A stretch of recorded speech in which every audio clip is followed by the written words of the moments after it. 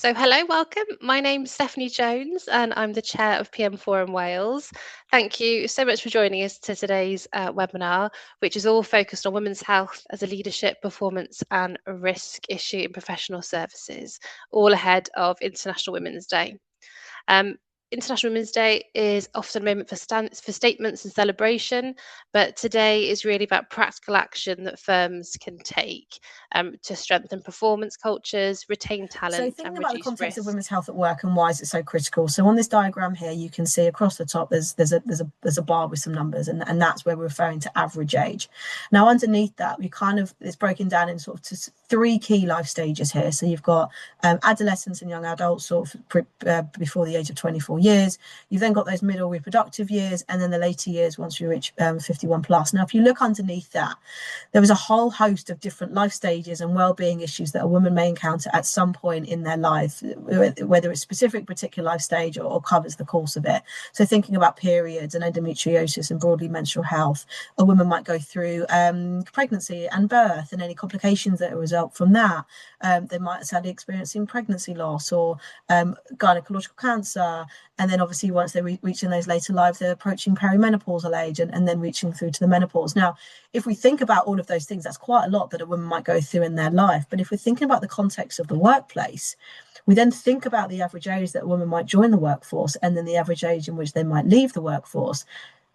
Actually looking at all of that, there is a number of life stages and potentially well-being issues that a woman is going to encounter during her working life. Now, if we as organizations and employers don't support women during these life stages and well-being issues, then we're going to result in a workforce that is suffering ultimately, and potentially suffering in silence. They're turning up to work and they're not being their true authentic self. You run the risk of them leaving the workforce entirely or So first of all, what is a system? So a system, and especially systems thinking, is understanding that everything that we do is just in many ways burdened by complexity. So systems thinking is a way of understanding how we can break down that complexity. It also focuses on the importance of looking at interrelations as well as the interconnections, that all problem spaces are always changing, very dynamic. But most importantly, it is a focus on feedback loops, that we are identifying problem spaces. And as we move into trying to intervene, to look at spaces of intervention, of innovation, that we're constantly going back, reflecting back to the problem to see what else needs to change because everything is so complex and interrelated. Ultimately, women's health matters in the workplace. And for us at Hugh James, there were three core reasons for establishing a network, a women's health network that we've talked about this morning: performance, retention, and culture. Law is very demanding, long hours, client pressure, high cognitive load.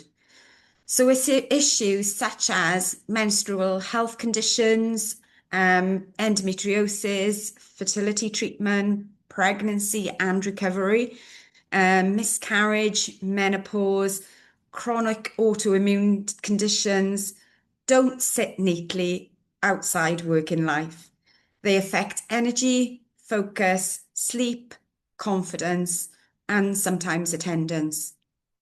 So if we can ignore that reality, we're not really protecting performance, we're undermining it. Supporting health properly allows talented lawyers in our firm to continue operating at a higher level rather than quietly struggling. So TLT, like many law firms, I think, is majority female. We have around 66% of our colleagues are women. But much like many other law firms and professional service providers, our badges opportunities lie in improving representation at that senior level. So although we're 60% female as a firm, that is not represented in the partnership statistics.